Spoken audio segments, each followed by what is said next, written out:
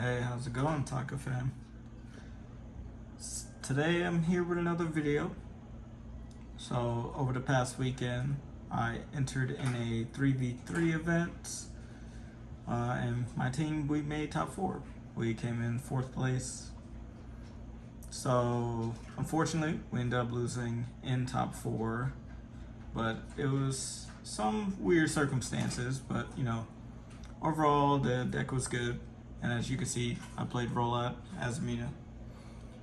So I'll show you my list and I'll show you some side deck choices as well.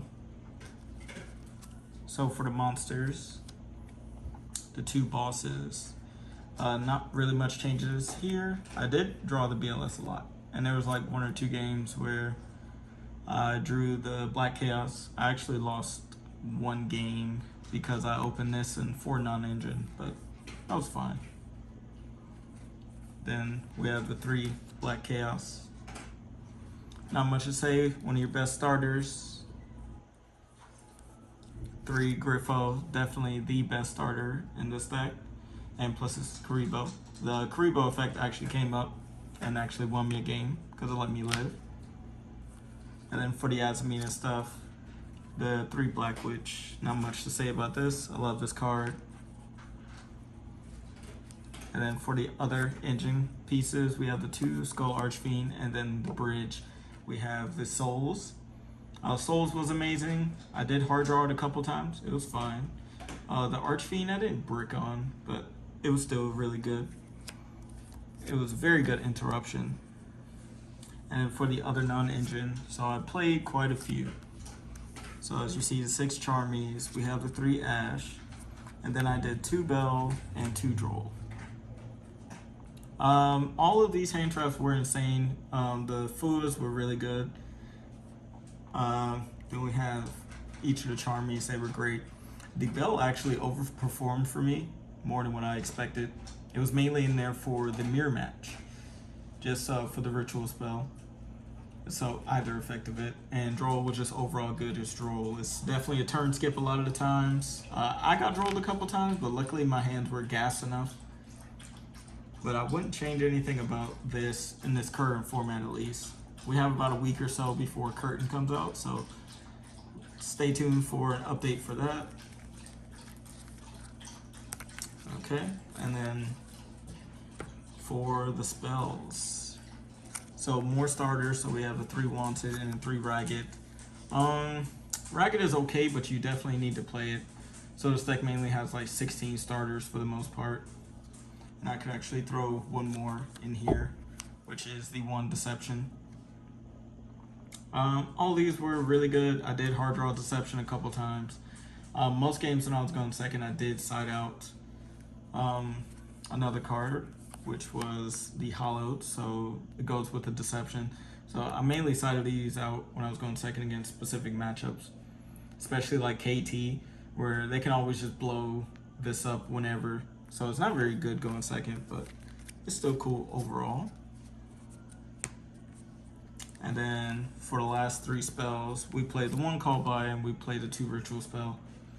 Yes, you could play the deck with 1, but I just actually like hard drawing this a little bit more, just in case of getting the Ritual Spell back from the grave doesn't happen, because that is a choke point, and a lot of people are starting to realize that. So when you hard draw it, it kind of throws them off guard. And then Call By is just broken. And the last 2 cards was the Mind Shuffle.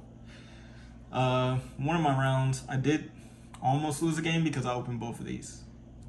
And I had Griffo in my hand and a Black Chaos. Well, luckily I was able to figure out a way to play out of it with the other cards in my hand, but it was actually like really cheeks.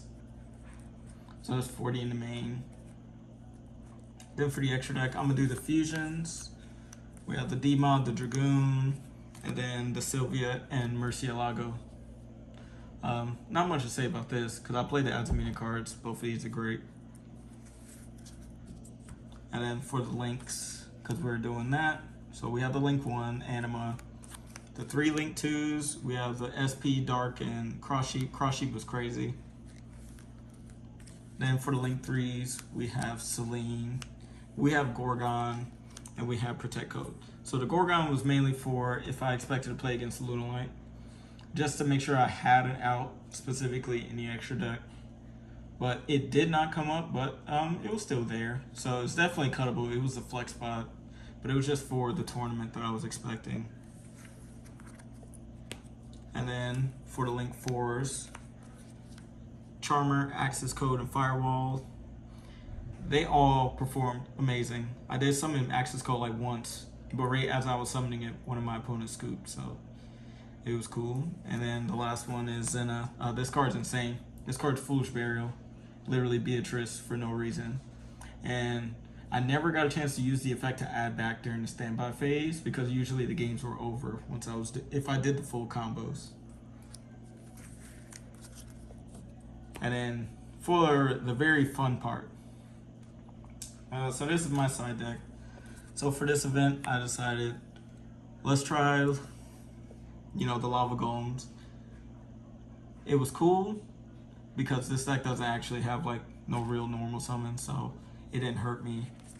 Another weird thing, I did play 2 Nib, and Nib actually won me quite a few games because they saw that I was playing Rolad. They never expected the Nibs, so they would play into it. Instead of making the optimal lines that play around Nib, they would play into it because they're not thinking that you're going to put it in your deck.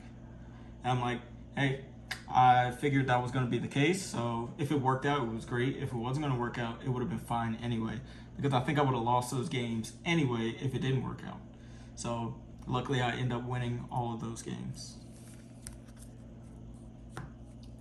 Talent. So this was in the main deck, but I wanted to play 2 ghost spells, so I decided to just move this for the side whenever I went first. And against certain matchups, I would keep it in going second. Cross out just to hit Charmies post side, because a lot of times that would happen. I would take most of my Charmies out, maybe like leave one of each of them in just in case. Or depending on the matchup, I would just keep the Charmies sided out. I know that sounds weird, but keeping the Drolls, so that if I'm trying to do like the full combo, when they try to Droll me and I cross it out, and then I can use Archfiend to put this back in the deck and put the Droll back so I can cycle it again. Gaze, my opponents got caught off guard by this, but I was doing it when I was going first, specifically just for Charmies. I already had in my mind if I got Charmied and I couldn't Ash it, I was going to give them like 1 card, depending on my hand, at minimum 1, but a maximum 2. So, and most of the time, if they Charmy you, they're not going to Droll you. They're going to let you play to give them more cards. They might Ash you or Bell you or something like that just to force you in the line, just to give them way more cards to refill their hand. But if they start doing that, then I just make like a really weak board with strong enough monsters, and then all those cards that they lost, they don't get back. That was at least my thought process. Another weird one, I played Subversion. So this is what I took the Azamina cards out for. This is one of them. It was mainly like these 2 whenever I was going first. Like, this for when I was going first and then going second. It made Witch into a breaker. So Witch was still the level 7 or higher for Mind Shuffle. And then this to bait out negates was really good. And just pushing stuff into the back row was just kind of crazy. Or like if I gave them a Lava Golem or something, I could put Lava Golem in my back row and then send it for Witch or draw with Souls. There was like cool little combos with it, but it was really good because it forced negates. 2 Lightning Storm, I did do it a couple times. It actually was good because once again, nobody thought about it because they're assuming that I'm going to have cards on the field because of Mind Shuffle and stuff. It's like, yeah, if I did, I just had to make decisions. And like based on how they were playing was going to determine what my decision was going to be. And then the really cool stuff, I'll probably save last, but the stuff everybody knows about, the Advent and Anti-Spell for going first specifically, because this is really good against those breakers, like Falling to Virtuous and things like that. So this is really good. But for the MVP of my side deck, I played 2 Thrust and a Deck Debbie. This won me quite a few matches actually. This was mainly for KT I played against a couple KT, and it was actually just really good because it got hand traps out of their hand, and if they drew off the charmies and stuff with this, like during their turn, because sometimes that does happen, where if they draw excessive amount or don't draw any cards, they'll just shotgun a charmy or try to. I would just chain the deck Devi, get a peek at their hand. If they do use their charmies, they're just not going to get any cards for me, depending on their hand. And this is just really good. It was mainly there for whenever I went first, and I knew that they were going to hand trap me, so I knew this was always going to go through. And it's just really good because sometimes you contribute off the Archfiend if you leave it on the field, and then you can get another ritual monster to your hand, and then you get to just peek at their hand and every card that they draw. So if they have Sloth, you get to look at what they sloth. Obviously, unfortunately, the sloth was still fully resolved first, but that would have been really cool if every card they drew off sloth, they reveal it, and then if it's one of the monsters that meet the criteria, then it would get destroyed. But no, they resolve it all the way, and then whatever's left, then this checks their hand and destroys all the monsters and stuff. So, but yeah, that was my experience. My overall record was X1 in Swiss. There was only one person that I lost to, and unfortunately I also lost to them in top 4. It was a really cool deck. I've never seen it before, but my deck was prepped for both decks, but not for them to be played together. So my loss was to a Cool Tune Elf Note deck. So as you see in my main side, I have a lot of cards to deal with both of those matchups, not when they're together, because then that makes my deck really bad whenever I have to overside, and then a lot of stuff has to get cut down, and then it's just too much. And that didn't contribute to my loss, but there was a lot of concessions that had to be made, and I had to play carefully because of a lot of cards that I was going to end up having to take out. But other than that, it was really good. Had a great team, and we had some fun, and we got some ultimate tournament packs, and I pulled 2 ultis, so pretty happy about that. But let me know what you guys think, and stay tuned, because whenever Curtain comes out, I will be making an update with theories and whatnot. All right, peace.